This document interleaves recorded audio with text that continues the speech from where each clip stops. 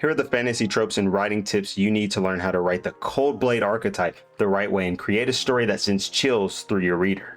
Join me on the journey towards learning how to write good characters, as well as my journey toward world building my own story, as well as providing upcoming writers, authors, and storytellers with all the writing tips they need to make their book or story stand out from all the rest. What is up, you muffin munching muggles? Welcome to Fiction and Reality, where we help you, yes you, become the most devilishly gifted human that you know you are and that you knew you always could be. Let's jump right into it and define just how cold the Cold Blade is. So what is the Cold Blade, you ask? Where is my super suit? Characters who cleave into this archetype typically have a seemingly glacierish shell of a persona. Their eyes are cold, bare, and haunting, almost as if they are crackling chill from an abyssal plane of abandonment. But something typically is sheltered within the shaft of their shivering temperament, something lying at the roots of its iron ore but placated by a facade of emotion. There is another half of who they are, two faces of the blade, if you will, playing both sides of a coin, but more than anything a conscious or subconscious motive to keep whatever is shrouded within from being revealed to the rest of the world.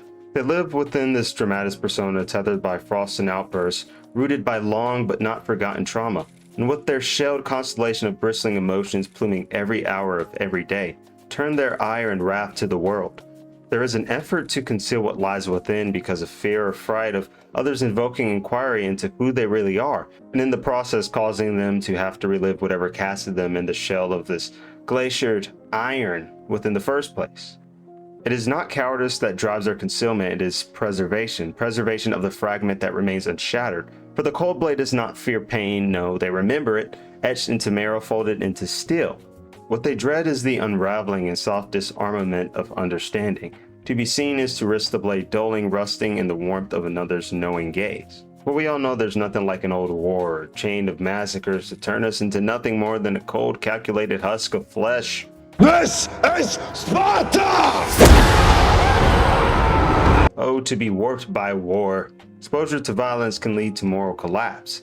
One of the things that gives birth to the frigid shell of emotion within these types of characters is loss through war or violence. Concerning my character, that would have been a byproduct between two warring Arcanist nations within my novel. Unaware of his father's secret role as a spy within a certain Arcanist nation, my character at a very young age witnesses a raid on his own house by a vital villain within my story, who in the present time sits upon a throne of thorns trying to contour the future by escaping into the past.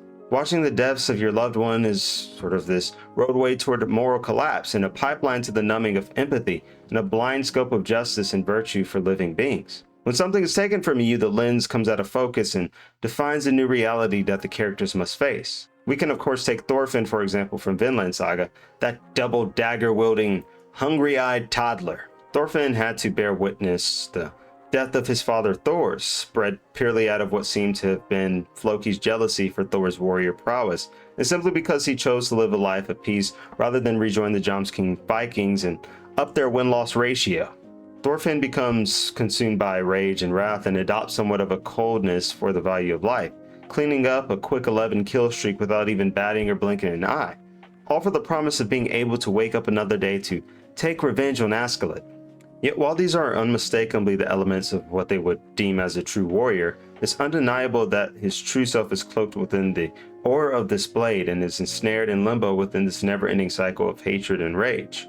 That's exactly why we get this pacifist namaste version of Thorfinn wanting to sort of petition himself from these past actions, a culmination of guilt for the lives he had taken and the loved ones he had lost along the way, into a cold shell of a husk, unwilling to speak one word about the spritlings of war and battles he had partook in, and eventually veers on a silent path of redemption. It's an interesting flip on the Cold Blade, as in Vinland the audience is aware of Thorfinn's actions prior to becoming a part of the farm. We actively are watching those around him, the entire environment, trying to unfurl the secret as to why Thorfinn acts as cold and empty as he does, whereas in most cases it's us, the audience, trying to pick this out of the woodwork. The Cold Blade archetype is often not made in the fight, but in what's left after. My own character is the byproduct of a similar collapse, born in the ashes between two warring Arcanist nations. He didn't just lose family, he lost a frame of reference for peace. Watching a throne-bound villain rewrite history in blood and flame and witnessing death at the hands of secrets he was too young to understand. the blade began to forge in silence. More than being entrapped in the thralls of war, the cold blade can be sharpened by a sense of abandonment and betrayal. There is a chill, of course, associated with being cast out by the world and society. And if you want a method for placing your character in this serrated persona, then consider casting them out in exile. Now we can turn our attention to someone with a bit more daddy issues than the rest of us.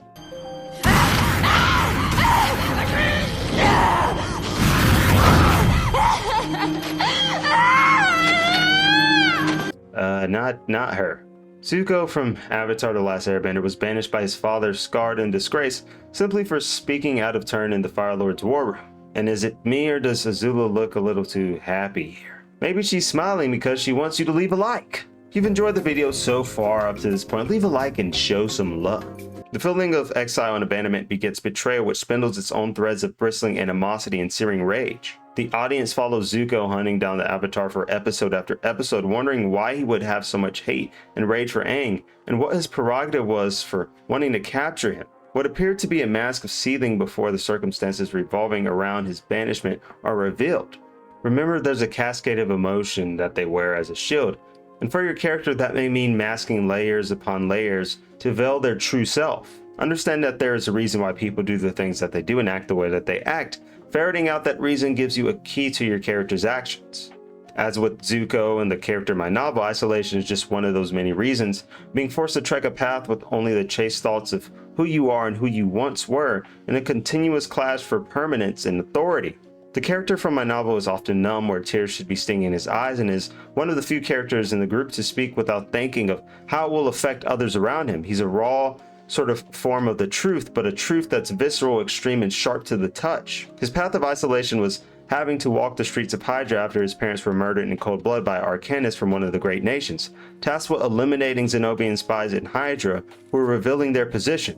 He ultimately resorts to stealing and snatching any and everything he can, engaging in endless tussles and bloodbaths to survive, attenuating his killer sense and refining his carnivorous instincts, only to be found once more again by a mentor whose heart was branded and furnished enough to take him under his wing as a son.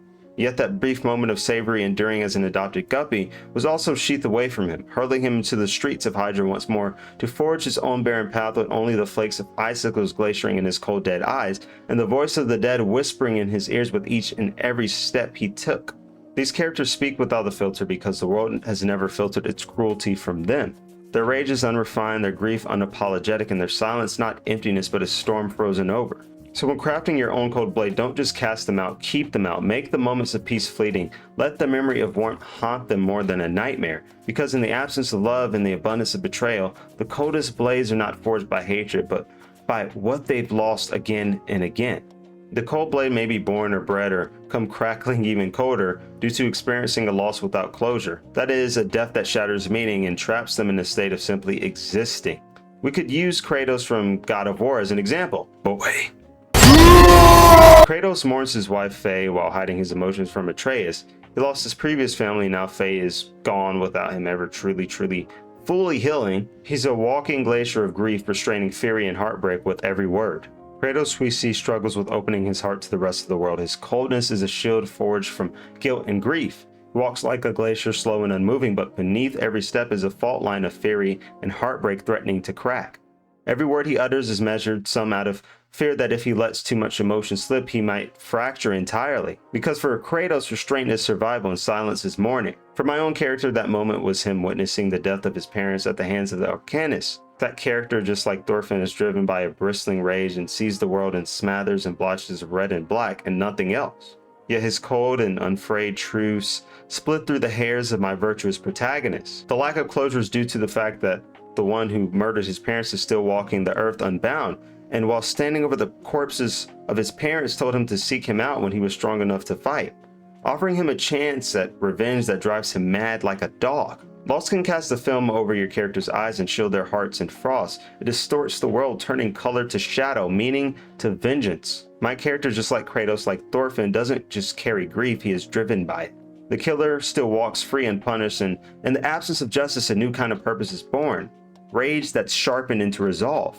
And in their wake, what remains is the cold blade, unforgiving, unyielding, and forever marching toward the moment they can finally break silence with steel, whether that be through walking a path of redemption or succumbing to blind rage. So what exactly does enacting a cold blade in your story actually do to help improve it overall? To make things simple, it compounds the dynamic atmosphere of your storytelling by positioning a multi-dimensional character to venture to the point of an awakening, and ultimately results in character development. In the case of my story, my character's cold and frigid backstory explains their shelled persona, or cold, blunt, and calculated image. With his numb demeanor, he cleaves through my protagonist's bouts of self-righteousness and blind justice. It's this great contrast to this idea of just pure virtue and the elements of the world being compartmentalized into either right or wrong. His morally defiled framework sees the world in an enduring gray where people will become whatever they need to get whatever they want. He believes that survival is the crux of people's motives, that is, it takes precedent over all things, hence the shark-like appearance. Fish are friends, not food. Except stinking dolphins. If you are weak, then you are prey, and by the chain of survival will be consumed naturally by the mechanisms of the world. Adding a cold blade character elevates your story through proclamation of cold-hearted, raw truths that others may not even dare to speak out for fear of being labeled erroneous or socially dishonorable.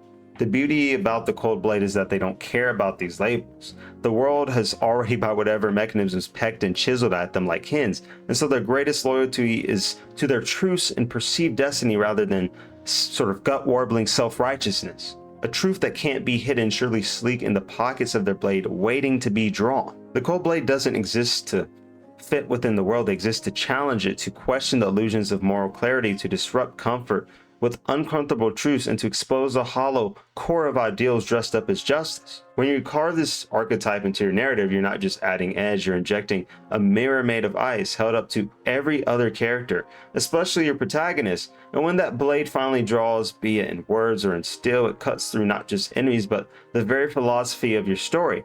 That's the power of the cold blade, not just cold, but cleansing.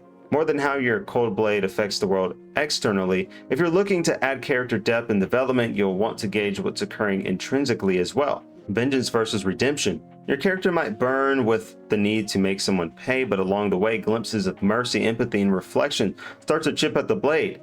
Can they walk away from the blood trail, or are they too far gone to turn back? They will ultimately need to decide if walking the path of vengeance overrides and calls for redemption, if they even feel as if their actions call for any redemption in the first place. They may feel 100% justified in the path that they are currently walking.